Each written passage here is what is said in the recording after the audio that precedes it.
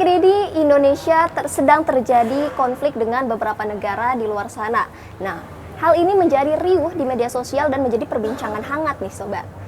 Bukan hanya antar negara satu dengan negara lainnya, tapi juga memicu perdebatan dengan personal yang ada di Indonesia dengan personal yang ada di luar negeri sana.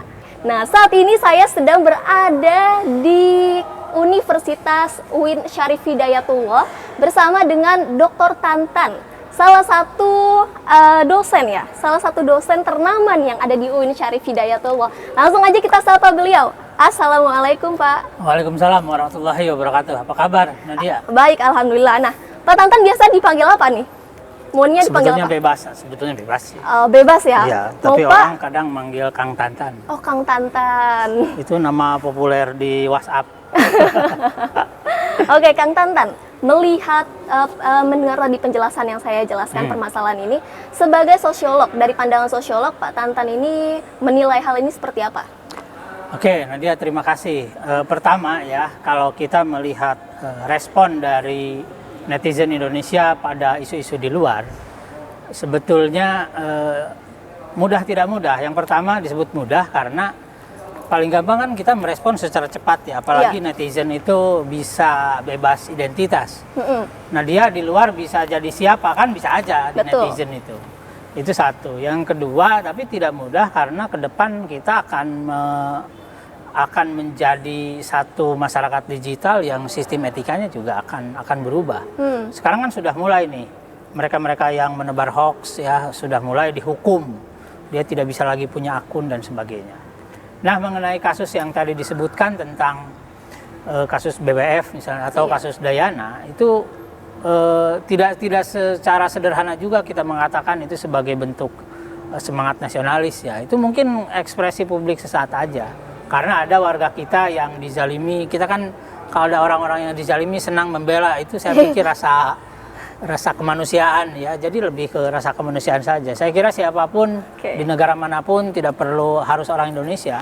Kalau ada ofisialnya yang sudah kerja keras, kemudian sudah mempersiapkan diri, dan kemudian didisrupsi oleh isu yang tidak terlalu dan bagi beberapa orang sangat signifikan, tapi bagi kita merugikan, saya kira semua akan bereaksi sama. Tapi Pak, respon yang diberikan oleh netizen Indonesia ini tuh justru mendapatkan respon juga dari Microsoft. Sampai-sampai Microsoft itu mengeluarkan hasil riset Pak, mengenai buruknya netizen Indonesia, dan parahnya netizen Indonesia berada di tingkat paling bawah terendahnya kesopanan dalam beretika bermedia sosial Pak.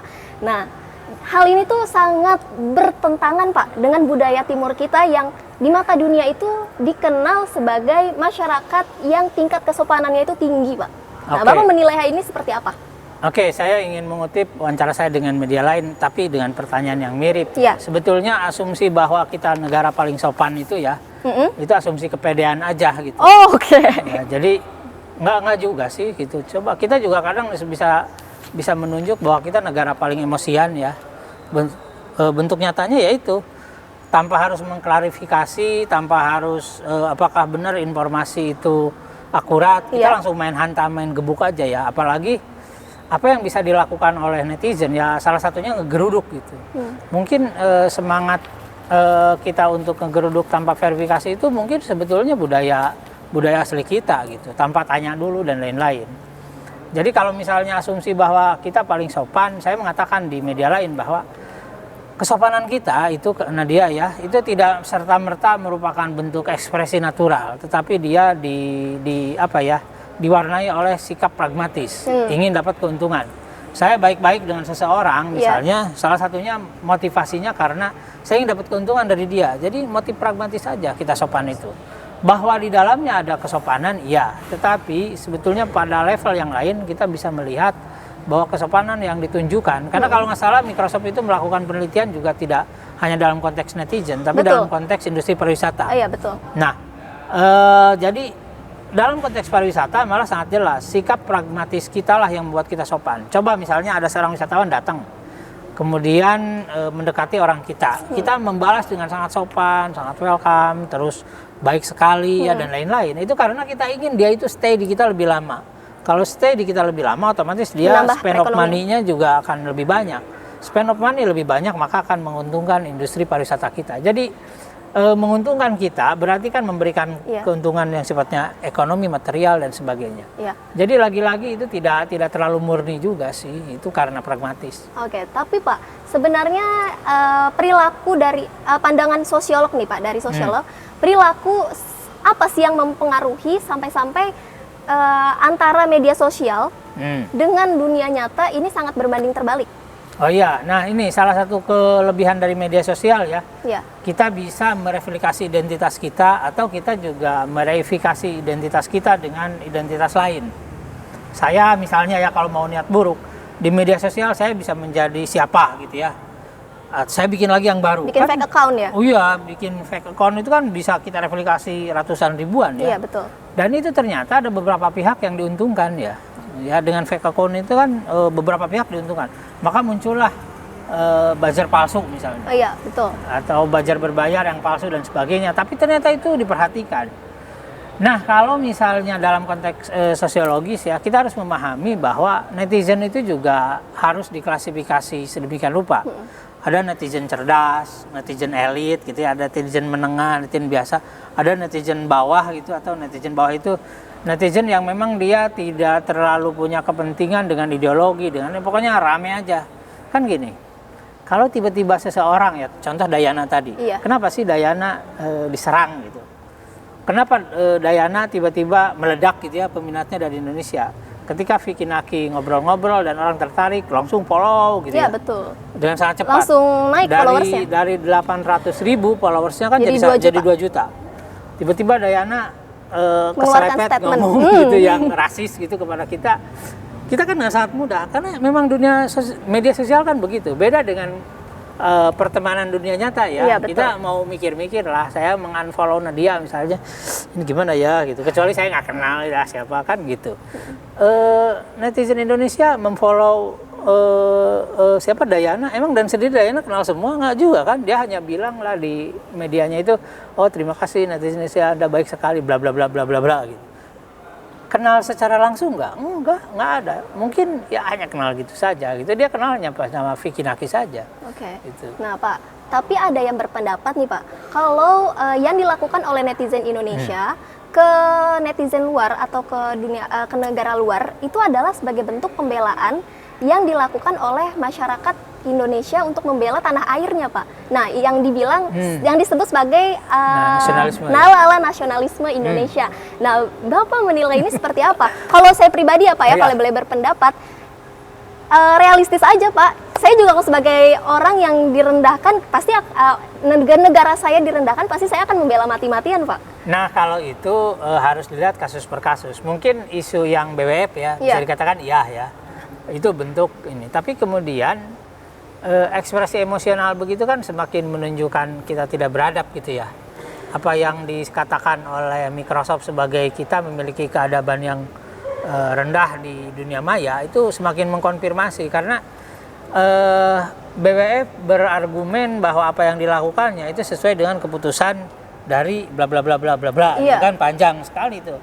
Tapi kita kan meresponnya hajar aja dulu kan. Bahkan yang paling celaka dan menurut saya sangat tidak baik adalah kita paling gampang sekali di dunia di media sosial itu memuntahkan kata-kata yang tidak sopan kan. Coba lihat deh di komentar-komentar media itu. Waduh, itu kata-katanya saya kira kalau kita ngomong budaya timur punya budaya dan lain-lain, di situ itu sangat tidak tercermin sama sekali. Dan itu celakanya nih Nadia ya. Iya. Itu juga dilakukan pada ketika tidak setuju ke media lain di luar kan. Yang Nah. BWF itu kan dihantamnya pakai bahasa yang kasar Iya, juga gitu. Padahal mereka mengeluarkan statement sampai menyuruh pemain bulu tangkis di Indonesia untuk mundur karena ada alasan ya Pak ya. Nah itu tidak mencoba dipahami secara lebih rasional. Oke lah misalnya kita melakukan pembelaan ya, tapi kan pembelaan itu sejatinya diekspresikan dalam bahasa yang baik. Ya kan Nadia mau nggak dibela-belai gitu untuk satu isu, tetapi cara membelanya dengan bahasa yang bukan bahasa manusia gitu kan, itu menurut saya nggak mau dibelai seperti itu ya. Kita rasional aja, kita dibelai secara beradab tetapi dengan bahasa yang beradab. Kita dibelai sebagai manusia tapi gunakan dong bahasa manusia gitu. Dan buktinya para netizen kita kadang tidak mikir begitu ya. Iya. Itu karena mungkin begini, banyak netizen di kita yang menggunakan tadi akun fake gitu ya, itu satu. Yang kedua juga memang kita belum terdidik secara baik sebagai warga media sosial atau warga dunia maya. Berarti warga media sosial di Indonesia ini masih dalam tahap belajar ya Pak? Ya, kita masih tahap itu. Maka kemudian memang butuh perjalanan panjang untuk menjadi warga beradab, termasuk juga beradab di media sosial. Di dunia maya, kalau Microsoft mengatakan seperti itu, saya kira ada benarnya juga. Karena bayangin aja ya, kita masyarakat biasa, tiba-tiba punya handphone yang smart gitu, yang paling smart itu kan cuma dipakai buat apa coba? Buat foto-fotoan, buat upload media, buat apa lagi? Buat WhatsAppan, belum sampai kepada taraf handphone kita itu meningkatkan kapasitas ilmu pengetahuan kita, belum sampai ke situ. Oke, nah dari yang dilakukan oleh netizen Indonesia kepada pihak luar Pak, apa sebenarnya ini berdampak nggak sih Pak untuk netizen Indonesia? Iya, sangat sih berdampaknya. Dan tapi itu juga harus kita klasifikasikan secara lebih rinci ya. Iya. Ada yang mereka itu berdampak itu baik, wah ini nih begitu dong dibelain ya. Tapi bagi kita yang rasional ya, yang beradab, ya boleh sih membelai, tapi tolong dong itu dalam koridor yang lebih jelas, rasional gitu ya, bisa diverifikasi. Kenapa misalnya tidak melakukan begini? Kumpulin uang, sewa pengacara yang mahal, terus kita belai gitu kan, itu juga bisa, itu bentuk pembelaan lain ya. Ya memang yang bisa dilakukan baru ngegeruduk gitu ya, ngegeruduk etika ya gitu. kalau yang tadi Bapak jelaskan. Ya lagi-lagi pertama rasionalitas, yang kedua etik itu yang kita mengalami masalah yang agak berat. Bapak setuju nggak sih apa yang dilakukan oleh netizen Indonesia ini akan berdampak pada masyarakat luar yang menilai bahwa masyarakat Indonesia ini sangat radikal? Radikal dalam apa gitu? Kalau radikal dalam ekspresi keagamaan sih enggak ya, tetapi kalau radikal dalam masalah ekspresi tindakan bisa jadi iya. Karena ke depan misalnya mereka akan hati-hati sekali berhubungan dengan isu-isu kita. Itu dampaknya juga seperti itu. Jadi orang-orang berhati-hati ya Pak dengan ikut campur urusan masalah Indonesia. Iya, kalau orang Indonesia mungkin udah biasa ya, kita saling hantam di media gitu, jegar-jegur gitu ya. Tapi kalau di luar, wah belum tentu ya.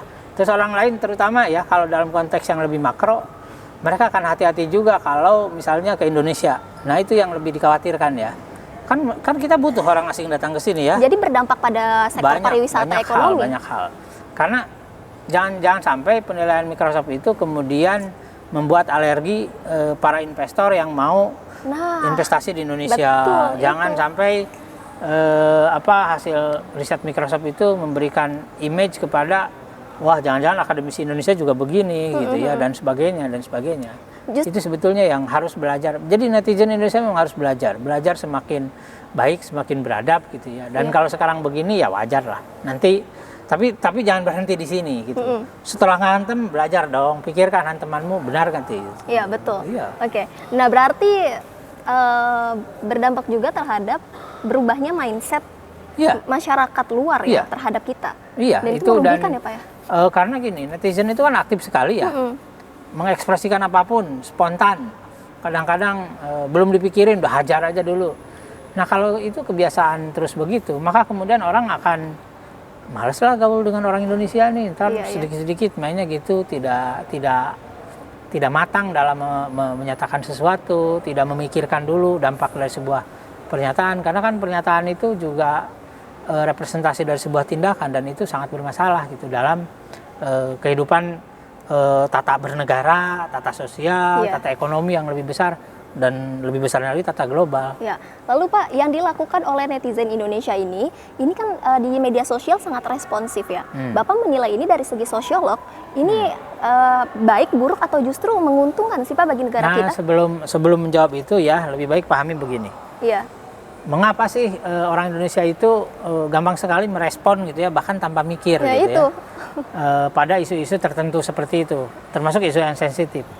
Mungkin salah satunya selain kita etika dan keadaban kita yang memang agak bermasalah, tapi juga mungkin karena kita waktunya banyak nganggur. Iya kan? Apalagi pandemi gini ya Pak? Apalagi pandemi begini. Kan kita gini aja ya, aduh gitu ya. Nah, Jadi kebanyak ngangguran itulah yang membuat kita gampang merespon. Beda dengan kalau misalnya pagi sampai sore itu kita intens dalam pekerjaan gitu ya, sampai sore. Setelah sore beres baru kita merespon yang gitu-gitu ya, baru kemudian akan mikir jauh lebih ini. Coba bayangin, satu isu yang aktual saja jam 8 muncul, setengah 9 udah banyak tuh komentarnya. Saya kadang mikir, emang nggak pada kerja apa gitu. Seresponsif itu ya netizen kita ya? Ada itu. Jadi detail akhirnya bersalah. Nah, berarti Bapak menilai ini sebagai buruk ya, Pak? Kita harus belajar lah, intinya begitu. Kita harus belajar makin baik, intinya begitu. Nah, sebenarnya bagaimana sih Pak pemerintah ini harus menyikapi fenomena ini, Pak? Nah, memang ada undang-undang IT ya, ITE ya, tetapi itu juga tidak boleh main hantam kromo diberlakukan. Harus melalui penelitian yang mendalam ya terhadap ini. Tetapi yang pasti fenomena hoax, informasi hoax itu harus dibantai ya, harus tidak boleh dibiarkan. Termasuk juga harus mendidik netizen supaya makin memiliki etika. Karena kalau enggak kita akan makin buruk. Dan di dunia ya, hal yang paling gampang diidentifikasikan adalah apa yang dikemukakan, yang direspon oleh para netizen itu. Nah, Bapak sebenarnya dewasa ini memandang sosial bermasyarakatnya Indonesia ini sebenarnya mengalami kemunduran atau justru sebaliknya sih, Pak? Ya, ini Sosial memang PR bermasyarakat. besar ya. Iya. Ada pandangan yang mengatakan bahwa sebetulnya kita bukan mengalami kemunduran, kita mengalami stagnasi gitu atau kelambatan. Iya. Sementara kemajuannya udah nyampe sana, jadi kelihatan jarak dengan kemajuan itu kita makin jauh, maka kelihatannya mundur. Kebayang nggak? Kebayang. Ya. Jadi harusnya Nadia itu larinya sama-sama 100 meter, tapi Nadia baru lari 5 meter, sementara kemajuan sudah berlari 100 meter, maka jaraknya makin jauh. Kalau zaman dulu, antara kemajuan dan perilaku masyarakat itu mungkin 11-12. Makanya kan istilahnya 11-12, deketan. Kalau sekarang, nah ini makin maju gitu, yang ini makin lambat. Jadi orang menganggapnya, masyarakat kita makin mundur ya, mungkin bukan makin mundur, kita lambat mengikuti kemajuan yang ada. Nah, jadi orang udah nyampe mana, kita baru nyampe sini. Justru ya Pak ya, dampaknya apa sih Pak untuk masyarakat Indonesia ini dalam kehidupan bersosial masyarakat? Dampaknya memang akhirnya dampak kita dari jadi, media sosialnya. Ya, dampaknya kita jadi masyarakat nyinyir. Iya. Dikenal masyarakat nyinyir ya Allah. Iya. Paling gampang kan nyinyir. Ya. Jadi apapun dinyinyirin. Karena nyinyir itu kadang belajarnya cepat, bukan tidak belajar ya nyinyir itu. Orang nyinyir itu kan belajarnya cepat. Ada sesuatu nyinyirin. Lama-lama ahli. Karena nyinyir itu tidak perlu kuliah, tapi harus belajar juga gitu. Nah, dampaknya begitu. Masyarakat nyinyir itu dangkal. Sedih banget. Dangkal. Saya nulis di media, cari aja di media ada tulisan masyarakat gabut. Jadi kita itu ya dangkal, gabut gitu ya. Banyak. Nanti lihat aja di kotalogi.com. Itu ada tulisan-tulisan saya. Salah satunya saya 2 atau 3 minggu lalu menulis tentang masyarakat yang gabut. Kita itu masyarakat jadinya gabut gitu, bingung apa, akhirnya ya udah ekspresi semau-maunya gitu, semau-maunya tanpa dipikirin dulu, dangkal gitu, yang tidak menggunakan nalar akal budi dan sebagainya. Jadi terakhir nih Pak, apa sih harapan Bapak sebagai pakar sosiolog menilai fenomena yang saat ini sedang ramai terjadi diperbincangkan? Yang pasti sebetulnya karena semua kalangan ya, semua kelompok strategis, semua organisasi civil society bergandengan tangan dengan negara harus mendidik bangsa ini. Kita kan tiba-tiba ya menjadi netizen kita itu makin membludak ketika kita harus daring. Iya. Dulu kan nggak ada skenario belajar daring. Iya. Begitu daring semua orang harus beli smartphone. Nah dong. itu Pak permasalahannya. Nah, sementara begitu beli smartphone, kita tidak dididik bagaimana sih bersmartphone yang ini. MUI ya sebagai lembaga di mana saya juga aktif di situ sudah mengeluarkan bagaimana fikih bermedia sosial. Iya. Muhammadiyah juga. Tapi kan berapa banyak orang mengikuti itu? Orang lebih senang begitu handphone udah dalam genggaman, itu seakan-akan semua milik saya. Saya mau maki-maki orang bebas, saya mau motretin orang kan sampai ada mau motretin orang jadi konten saya juga bebas, sampai apapun bisa dilakukan. Seakan-akan boleh begitu, padahal kan tidak begitu. Tapi Pak, faktanya saya baca di artikel orang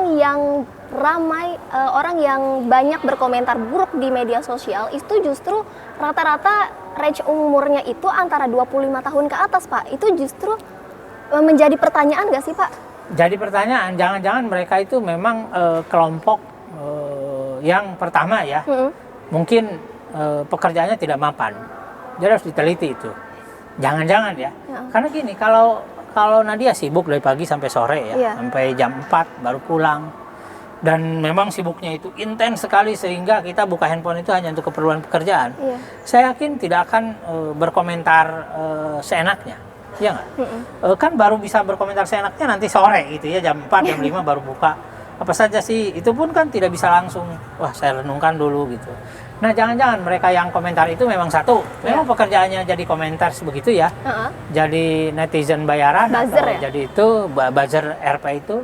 Atau jangan-jangan mereka memang kurang memiliki pekerjaan yang mapan sehingga pekerjaannya sangat luang, habis kerja luang gitu sampai sore. Sambil nunggu pulang itu ya apa saja kan dibaca, dikomentarin dan lain-lain. Nah ya beda kalau struktur pekerjaannya dia intensif gitu ya, sistematis dan padat. Saya kira komentar-komentar yang tidak dipikirkan dulu itu tidak akan terjadi, tapi realitasnya begitu. Nah usia 25 ke atas kan berarti sejatinya dia usia udah beres dewasa, kuliah ya. Iya betul. Udah beres kuliah dan udah punya pekerjaan. Harusnya. Tapi Sudah, buktinya itu harusnya begitu. juga lebih dewasa dalam bertindak ya Pak ya. Nah, ada hal lain dia ya yang harus dipikirkan, bahwa ke depan itu ternyata pekerjaan kita juga akan dihubungkan dengan perilaku kita di media sosial. Pernah dengar kan? Maksudnya gimana Pak? Gini, jadi kalau nanti Nadia misalnya ada seseorang yang melamar pekerjaan di sebuah instansi, itu CV-nya itu akan dilengkapi bagaimana perilaku dia di media sosial. Termasuk ketika dia jadi netizen. Dia jadi netizen baik, netizen buruk, atau sangat buruk. Nah, itu akan berpengaruh kepada perilaku akseptansi dari instansi. Karena sebuah instansi tidak akan menerima pekerja yang dia punya perilaku buruk di media sosial. Kenapa? Kalau dia biasa berperilaku buruk di media sosial, tidak menutup kemungkinan nanti dia akan merendahkan atau membuat citra buruk Perusahaan. dari tempat dia bekerja. Oke. Begitu. Paham. Nah baik. Terima kasih Pak Kang Tantan atas Oke, terima kasih Nadia. waktunya untuk mau diwawancarai ya Pak ya. Oke, Terima sama-sama, kasih. semoga bermanfaat ya. Amin. Oke. Mudah-mudahan bermanfaat buat warga Indonesia, warga Lebih dunia. banyak berpikir lah ya Pak ya. Iya, Merenungi, berpikir, belajar. introspeksi. Jangan jadi masyarakat nyinyir. Iya. Karena Dan dangkal pemikiran. dan dangkal. Saya kira itu, terima kasih ya. Oke. Assalamualaikum warahmatullahi wabarakatuh. Waalaikumsalam. Ya, itulah bincang-bincang saya dengan Kang Tantan, sosiolog UIN Jakarta.